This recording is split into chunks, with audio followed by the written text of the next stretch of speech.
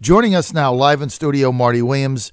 Marty is the Republican candidate. He has no opposition in the primary. He's a Republican candidate in the 3rd Congressional District, the newly configured 3rd District, and he'll be taking on 3rd District Congressman Bobby Scott in the fall. And the district that was gerrymandered to be virtually 90% Democrat is now about, 58, 42? It's 54% Democratic. Good morning, by the way. 54%. So, look, I mean, it's an uphill battle, but Marty's taking the challenge on, and Marty, a former homicide detective in Chesapeake. And, you know, when you say that, Marty, I remember when somebody said that to me, I'm like, well, homicide detective in Chesapeake? Like, were there any homicides in Chesapeake? And Robert Ike, who is a former police officer, one of our sponsors, and a good friend of ours, our ticket maker to go to Cleveland, said, yeah, well, they would kill people and then it would dump the bodies in Chesapeake and Marty would have to deal with it. So good to have you, Marty. Thank you. It's good to be here. So is that accurate? Chesapeake, unfortunately, was a dump site for a lot of vicious crimes, and we were the repository for the victims. And we had a great team working together. Great team, and I was proud to be part of that team. I was there for 25 years. It was a great career, and, of course, I retired in 2001. But I look back at that with a lot of good thoughts about the people that I work with, and I miss them a lot. But I'm still involved with the police family. I'm the past president for Fraternal Order Police of Virginia. I'm also obviously very, very locally involved with the police and their issues because we continue to make a difference. Police is simply protect and serve, and that's what we continue to do. And it's been my pleasure to be a part of that family and still remain a part of that family.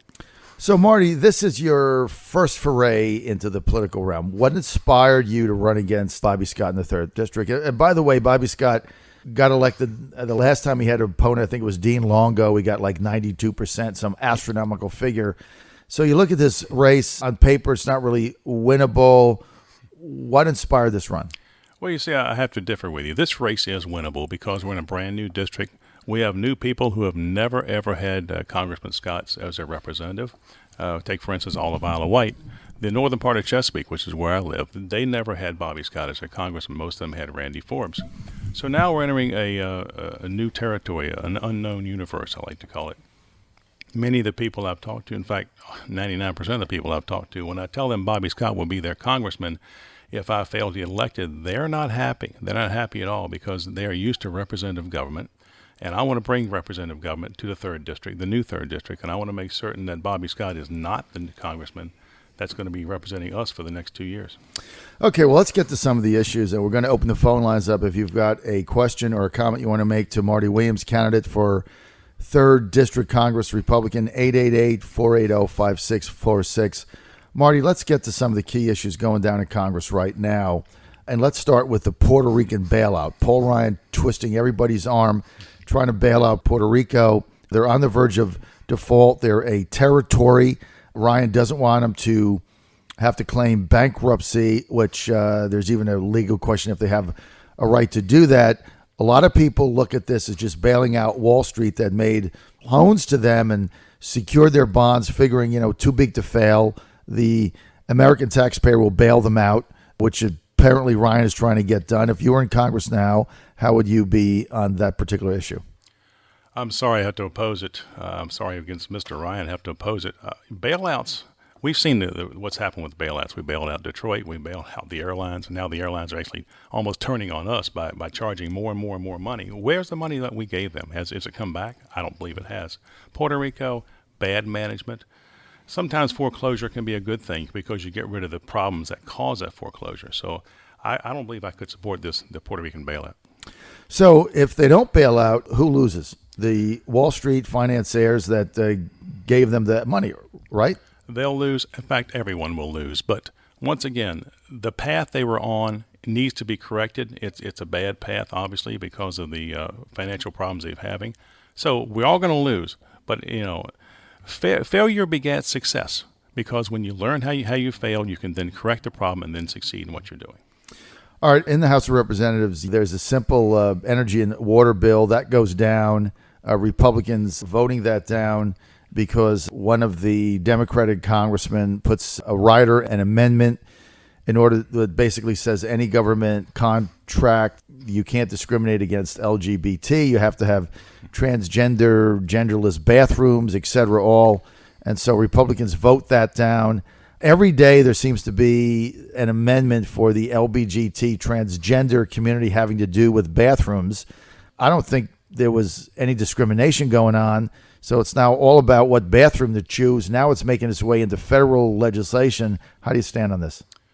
First of all, let's talk about the basic root problem. The basic root problem is simply this. The rules that the House has set up for themselves regarding bills and the piling on of amendments, and we used to call it pork in the old days, but right. That's basically what it is. They keep piling on amendments to basically, you detract from the original motion of the bill. The original intent of the bill was, what was clean water, I believe. Right. And, there's an old story in Congress that goes, the bill would simply say, we want clean water. Everybody votes for it because who's going to vote against clean water? And then what happens? It goes to the federal regulatory commissions and the different agencies, and they stack on regulations time and time again, which actually, once again, dilute the whole issue of the original bill. And then, of course, how in the world can a federal agency make law? That's basically what they're doing. But the root of the problem is the process. The bills need to be introduced, left alone, discussed on their merit, voted yay or nay, and then move on. As far as the LBTGD, I'm sorry, the initials sometimes get long. It's a moral issue. It's also a religious issue. I'm not going to question the religion of some people who don't want to be near other people not like them. But this issue is a hot button. I've got a simple solution to it. What is it? If I was a business owner, I would have 2 bathrooms. Each would be equipped with a sink, a urinal, a toilet, a changing table, and a door that locks, and no signs on the outside. One person at a time, one customer at a time. If the lines back up, I'm sorry. That's the way it's going to be. Same thing with the schools. Obviously you have a multiple use bathrooms in schools, but put a teacher or a resource officer at the front door. Say, I'm sorry, one student at a time, no matter what gender you are, no matter what bathroom you like to use. And we'll slow the system down until finally reason comes around and the system is corrected. Because when you're dealing with less than 1% of the population influencing the other 99% of the population, we've got to go back and look at the 99% of the population. What are their rights? Right. How can they be protected? And believe Right. me, in my career, I have had the misfortune of investigating child abuse cases, pedophiles, just awful things which most people should not ever see. And it leaves such an impact on the victims and their families. And it's an impact which cannot be corrected by a conviction of a bad guy or bad girl. It's just, it tears you apart to see that. So I don't want to see anybody victimized. And I don't believe the LBGT community is going to victimize people.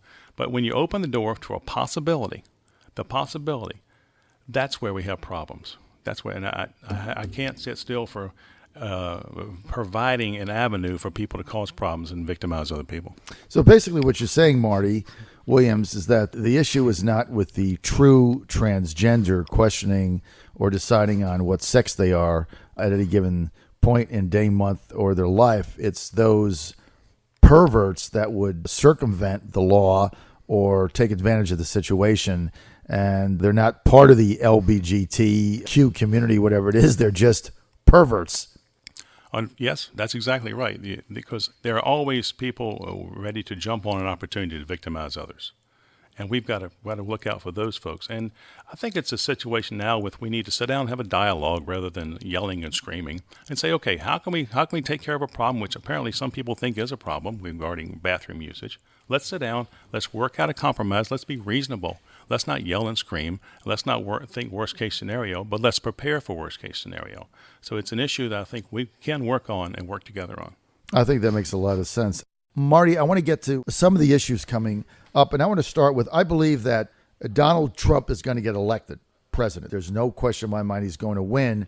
I think he's going to beat Hillary Clinton, and we're very excited about that. Now, if he becomes president and you get elected to Congress, you're going to be faced with some really hard choices, and let's get to some of these. First of all, Trump has said that in order to stop the outflow of businesses going overseas in their hunt for cheap slave labor, that he would institute a tariff system. So basically, if you're the carrier company in Indianapolis and you close down your plant and you take it to Monterrey, Mexico, like they have, so that instead of paying an average of $22 an hour, you can pay $1.90 an hour or whatever they pay, and then just ship your air conditioners back over the Rio Grande, and there's no change in the price to consumers. That's the other misnomer in this thing with the slave traders. Would you be in favor of backing a Trump system in order to save jobs? Well, first of all, I don't believe they're going to be hard choices. I welcome the choice because, let's face it, over the past 8 years, no choice to do the right thing. And the Obama administration has done executive order after executive order, and unfortunately, they've circumvented the power of Congress. With that being said, our trade deficit is growing by the minute, and it's getting worse and worse and worse. And we got to stem this way. We've got to stop it. We've got to get legislation on board to stop it. We need to make our country great again. We need to make our manufacturing system better than it's ever has been, almost back to the World War II levels when they could put out a ship in 3 days. Let's face it. It's time to get things back to where they need to be. As far as tariffs, I don't like to call them tariffs per se. Let's call them nothing else but a user fee if that's what we want to do. But true, we cannot keep our borders tariff free. We need to make certain that the products that are being made offshore are, first of all, quality products and brought in here. But we need to make certain that they're taxed. We've got to make certain that they're taxed because see, to me, one of the things that some people have not realized, when they keep going offshore, it's actually union busting. It's another form of union busting. Exactly. I don't agree with that. That's exactly what it is. Unions have done Marty, a great thing for the country. It's union busting. And I'm hoping the union brothers and sisters will sit out there and say, wait a minute, we've got to stop this. Let's start supporting a candidate finally who's going to do something about it. Let's get off the bad train and get on the good Trump train, because Trump's going to stop this. He's going to stop it with the help of Congress. When I'm in Congress, I'm going to help him stop it. We've got to stop this trade deficit, which is killing us, is bankrupting our country. Well, you've got two issues. You have this massive trade deficit that we have, which is not to our advantage, which means that we buy an inordinate amount of products from other countries way out of balance from what they buy to us. So you got the trade balance, and then you got the jobs going away. And what the slave traders will tell you, the Paul Ryans of the world and the other Republican leaders, is that, well, we're in a global economy. We have to open the borders up. We have to let the free goods and services, blah, blah, blah, because at the end of the day, you're going to get a better price for consumers, right? This is the nonsense the think tanks that are all funded by the slave traders, by the way, put out. And it's nonsense. I'll give you I said this example the other day. All right. Buick, which was made in Michigan, they're now being made. There's now a Buick plant in China. All right. So we're going to have Buicks made in China, shipped over on ships to Los Angeles, and then shipped to the various dealerships. All right. And the reason why they're making them in China is not because there's better Chinese technology or there's better Chinese workers, is because instead of paying an average of $25 an hour for a United States auto worker in Flint, Michigan, which was the home of Buick, instead they pay 90 cents a day in a rice ball. Now, here's my question.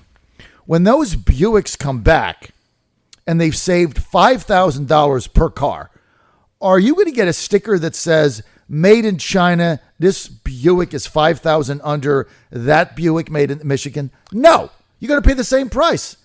And so how does that benefit the American worker? It doesn't benefit the American worker. And how does that benefit the American consumer? It's not going to help us. Let's Nonsense. face it. We used to be, like I say, the greatest manufacturing nation in the world. And now we're simply becoming a technical nation, if you want to say. Computers, things of that nature. But what happens when things start to break down? We can't get the parts unless we go overseas. We cannot do that. And eventually what's going to happen is these people who are now our, quote, friends are going to say, well, excuse me, but okay, you want some super chips? Guess what? The prices went up 500%. We've got to start bringing our technology home, making certain things are made here at home, because let's face it, American made. You can't get better than American made, because our workers are the best on earth. They're dedicated. They know what to do. Our managements and the factories know what to do, but they're being undermined by the greedy money people. And that's just sorry that it's happening that way. And some of the Wall Street people are just worried about their net return. And it's almost similar to the housing crash when we had that. Everybody was entitled to a house. They did it no matter what they gave them, what their financial backing was. They couldn't afford houses, yet they put them in houses. I mean, they had 5 years of just interest payments, no principal.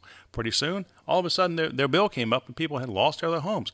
This was a housing boom which was manufactured by a really, really bad thinking Congress. I just can't understand why they would do that, but they did. And then the housing boom went belly up, and it's the same thing. We're gonna end up screwing up our entire manufacturing system. We've got to bring it back, get it back to what it was, and make it even better.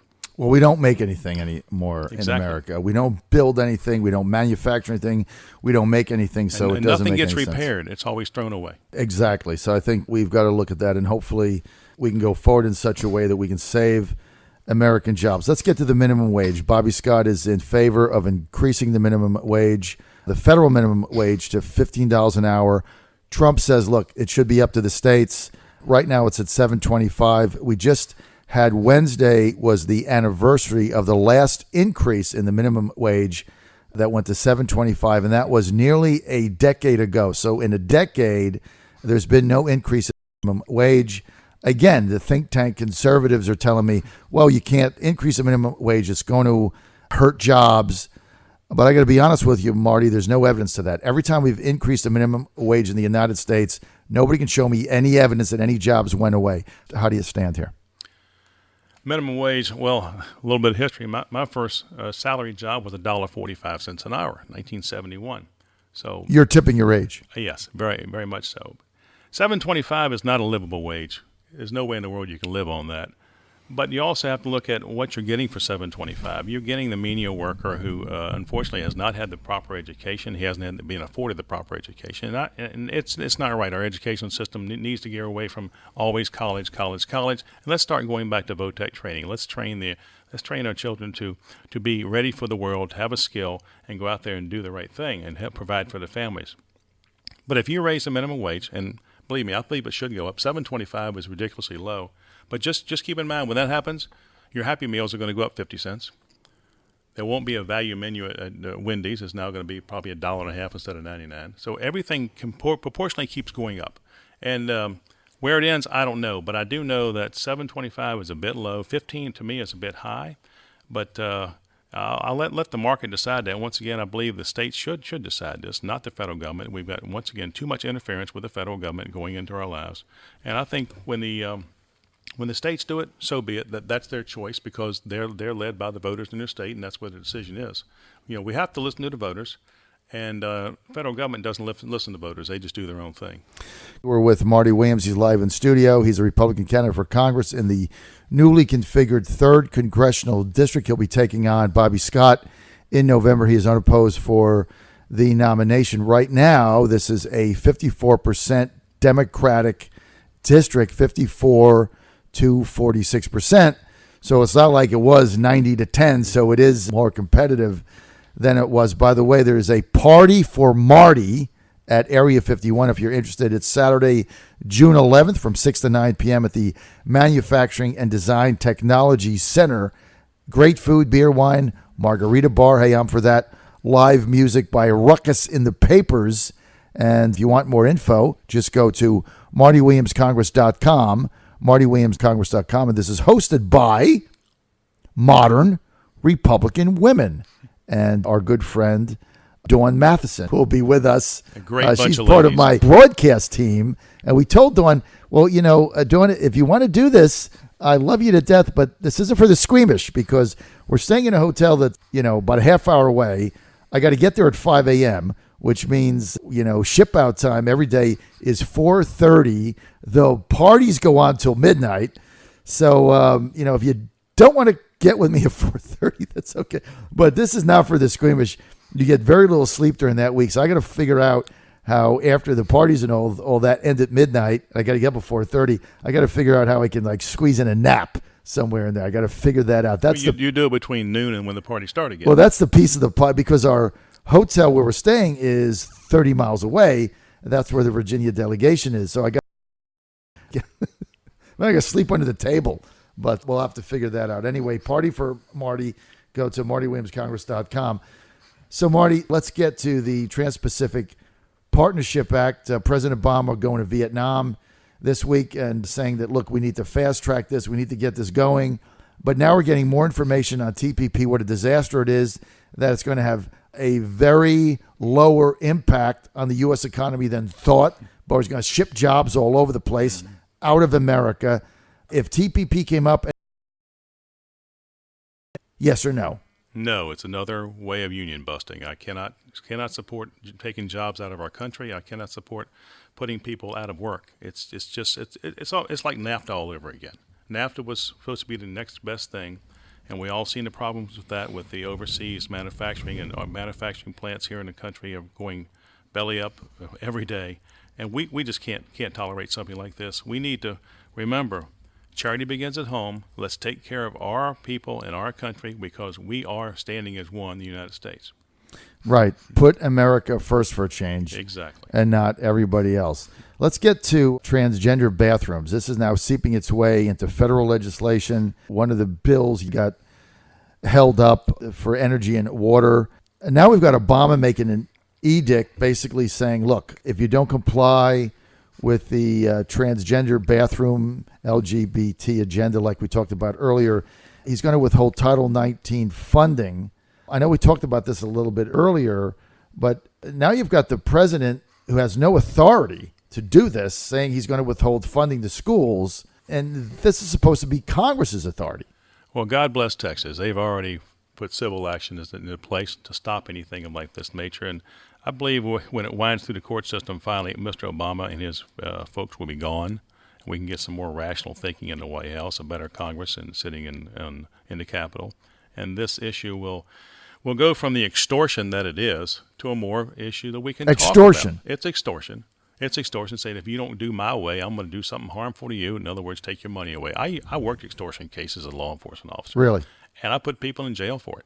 This is nothing but a federal extortion of the states. We've got to stop it. Yeah, the fact that he's going to withhold money. Now, we find out, this is the other thing we find out, I want to get your comment on this. And so now we find out that in the Obamacare bill, the Affordable Care Act, that there's a bailout provision for insurance companies that lose money if they cover too many people that can't pay and there's a subsidy and they're sick. So now the federal government is giving checks to insurance companies under the provision of the American. I mean, I can't even say this with a straight face. People don't even know this is going on. So the Affordable Care Act, the insurance companies that buy in, if they lose money, they get a check from the federal government. What a deal. I mean, it's like you can't lose. So then the question becomes, well, wait a minute. The Treasury Department just can't send you a check. Funds are appropriated by Congress. Not in this administration, they're not. It's unbelievable. And now the administration is saying, well, they appropriated that in the Affordable Care Act. The Republicans are saying, well, no, we didn't. We still have to appropriate the money. Another prime example of not understanding a bill before you vote on it. If you remember, Nancy Pelosi stood up on the House floor and says, just vote for it, we'll read it later. How in the world can you do that in good conscience? You're supposed to be a representative of the people. You don't vote on something without knowing what you're voting on. And I will never, ever vote on something without knowing what I'm voting on. It's mind-boggling to me. And I would like to say that my opponent voted for Obamacare, and I'm sure he didn't have time to read it. I don't believe anybody read it except the administration cronies read it. But it's another example of you should never vote for something that you don't know what you're voting for. And now you see the end results, and they're getting worse and worse and worse, costing us more. And, hey, how about that deal of keeping your own doctor? What happened with that? Gone. People didn't keep their doctors. So right. it was a smoke screen. It was a horse and pony show. But these are things which I will not vote for. And when I get to Congress, there are things which are doing nothing but damaging our country. And Obamacare may be a great legacy as far as his mind, but I think it's going to be a legacy which is going to be remembered as one of the worst things he's ever done. That's why you need to go to libertyhealthshare.org and get out of the Obamacare rat race. Let's get to the international scene. Let's get to Syria, where Obama just sent more troops. No authorization for war, nothing. I mean, we're sending our young men and women to die. We have no AUMF. We have no declaration of war. We have no congressional authority. We have no idea what the mission is. Nothing. What is Marty Williams going to do? If you're in Congress, are you going to demand that before we send any of our young men and women overseas to die in these needless wars, that you are going to do something to stop it and make the president, whoever it is, go through the proper channels. Proper channels have got to be followed. It's all about funding. The president wants to cut off funding for those who don't succumb to his wishes regarding bathrooms. Well, guess what, Mr. President? We're going to cut your funding off for the defense bill. We're going to freeze it right now. We're going to reconsider the bill and say you're not going to send troops over there unless you want to declare war. First and foremost, we need to protect our citizens. We need to protect our soldiers. They're heroes. They're getting treated so badly now with a problem in the VA system. It's deplorable. It's embarrassing. We need to protect them and make certain that when we do send them overseas, that they go for the mission that they understand. Right now, the mission's not understood. Right. There are no goals. There's no directives. There's no end to this thing other than, well, I'm going to send troops over today and make me look good on a press conference. Give me a break. That's not the way what America's all about. And that's not what being a president's all about. You've got to have a mission and a goal and work toward it. Well, we need to get out of these wars. They're not wars. They're little conflicts that somebody's using to make money off of. And thank you. The first person that's come on the air and said that. We've been saying this for 5 years straight. As everybody knows, I'm opposed to these wars and these conflicts.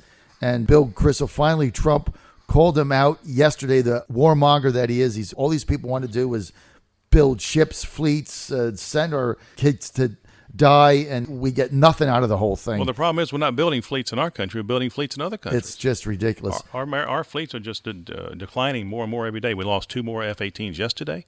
I know. How can they be replaced? How long will it take to have them replaced? It'll take too long. I think, Marty, the other thing that a lot of people are concerned about that I think Donald Trump has really nailed here is the fact that we get ripped off all over the world, and we're always concerned about what someone else thinks, and we don't put America first. We put everybody else first. Let me just give you an example. And we had this discussion with Bobby Scott the other day. Tim Kaine sends a letter to the press very upset because Obama said he would take in 10,000 Syrian refugees, and we've only taken in 1,800. So he wants to know where the other 8,200 are. I asked Bobby Scott about that. Bobby was like, well, we have to do the right thing. He's in favor of taking Hillary Clinton's 80,000 in. Here's my question. What do taking 80,000 Syrian refugees in that cost $70,000 a pop to relocate into the United States, what does that do for one constituent in the 3rd District? It only overburdens them with increased tax payments. America's land of opportunity, home of the free and the brave. It's always been that way and always will be that way. But first of all, the Syrian refugees, there is no way to properly vet them. There's no records on them, and our federal government is overwhelmed. Our borders, are so porous now, it's unbelievable. There's no way to properly vet the refugees coming in. Back in the old ages, I would like to call it, Ellis Island was there. Ellis Island was used to vet our immigrants coming in from foreign countries. It did quite a good job. Now there is no mechanism set up to vet these individuals who are obviously in need and peril. So bringing them to our country without proper background checks, properly knowing who they are, what they stand for, it's just plain wrong. And what about the economic impact of it? I mean, it doesn't get anybody in the 3rd District jobs. It doesn't help any of the schools. It doesn't help anybody do anything. And so look, Marty, no Syrian refugees are being taken in by Saudi Arabia, Arab Emirates, Dubai, Kuwait. Kuwait, by the way, who we liberated with our blood, they're up the street. They don't take any of them in. We have to take 80,000 in. Look, the average person on the street is saying, why are Syrian refugees prioritized over us? I totally agree with them. Because the first thing they're going to do is bring the Syrian refugees in there. They're going to give them a place to live, give them EBT cards. Cards, right. Help them out as much as they can. Then they're going to train them for jobs which should go right here at home to our hardworking voters and citizens of this area. So why are we taking away from the people who have lived here all their lives and people who have worked here, who love this country, who pay their taxes and raise their children? It just shouldn't be done. There's a better way, and I'm sure we can find a better way if we just compromise. You got a text here from Henry in Virginia Beach. Henry says, this guy is sharp. So, see, you got a fan. Well, thank you, Henry. Thank you very much. That was from Henry. But what James Carville degraded trailer park people? Trailer park people are great. They're voters. They're constituents. They're hardworking people. And Mr. Carville, just because someone can't afford to live in a $500,000 or $1 million home, don't degrade them, sir. Like he does. Right? Like he does. In Louisiana, right? He said, drag a $100 bill through a trailer park and you don't know what you're going to find. That was when they were attempting to discredit Paula Jones. By the way, Paula Jones, I just found this out. she was represented by Senator Bill Stanley in Franklin, Virginia, and I didn't know that. So I've been here all this time. I didn't know that. So I'm going to get the Senator Stanley on my show next week, and he can talk a little bit about that. I'm sure he'll have some tremendous insight on that. Well, he's a very sharp guy. Let's get back to the Middle East. For some time, as you know, Marty, and those listening to my show since I've been on the air, I've been an advocate of staying out of the Syrian conflict, and my position has been that President Assad is not an enemy of the United States. He poses no threat to the United States. He's fighting the same enemy that we are, and I've been an advocate of us staying out of it. In fact, I don't think that he should be deposed, and if he is, we shouldn't have anything to do with it. If you're in Congress, would you be comfortable with a ceasefire in Syria that does not include taking Assad out of power, and why? A ceasefire is good in just about every angle, and we should leave Mr. Assad in power because let's try to identify who the rebels are who try to overthrow him. Who are those rebels? Are they extremists? We know the Islamic State has come in there and started to make things worse and worse and worse. Obviously, the refugee problem is overwhelming. It's a catastrophe. But Assad is the chosen leader. He's the man in control. He has the mechanisms. Mr. Assad needs to stay right where he is for the time being until we can find out otherwise. Let's just not assume it's a bad thing. Let's not assume the rebels are going to do something good. Sometimes rebels are worse than what you have now. Well, here's the question. Is Libya better off today with Gaddafi than without Gaddafi? I mean, that's the number one question. It would be tough to say they're better off. I totally agree. And Libya is a prime example of tents don't stop bombs. Tents don't stop bombs? Tents do not stop bombs. That is correct. Taking out that administration was a benefit to the entire area. No question about it. All right, we're out of time. I want to thank Marty Williams for being with us. Marty, I'm going to give you a minute and a half here to make your case to why listeners should vote for Marty Williams for Congress in November. Thank you for having me here today, John. It's been a great time. I've enjoyed listening to your callers. You know, the new 3rd District is so diverse now. It's stretching from Isle of Wight all the way up to Newport News Line, Hampton, Portsmouth, most of Norfolk, of course, northern Chesapeake, Suffolk, Franklin. It's just so different than the old 3rd District. Congressman Scott has never represented over half of these people, over half of us, because I'm a member of the 3rd District. This is why I'm running. My wife, Kathy, and I, we live in Western Branch. We've lived here forever. It's a good district, and it's going to be a better district when we get true, proper representation. I just don't feel that Mr. Scott has represented the entire district that he represented for the last 23 years. This new 3rd District is going to start booming and making progress. The people are coming together. They're realizing now that Congressman Forbes is gone. It's a whole new generation. We're gonna do things together that are going to make progress for our district. We're just not going to sit back, and it's going to be a hard race. I'm looking forward to a battle against Mr. Scott. He's a very formidable opponent, a very honorable man.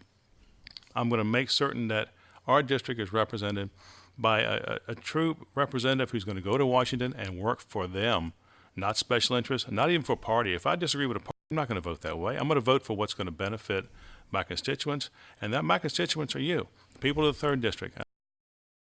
Prayers. John already told you about our first fundraiser coming up. Go to MartyWilliamsCongress.com, and there's more information there, and it's been a pleasure to be here this morning, sir. Thank you very much.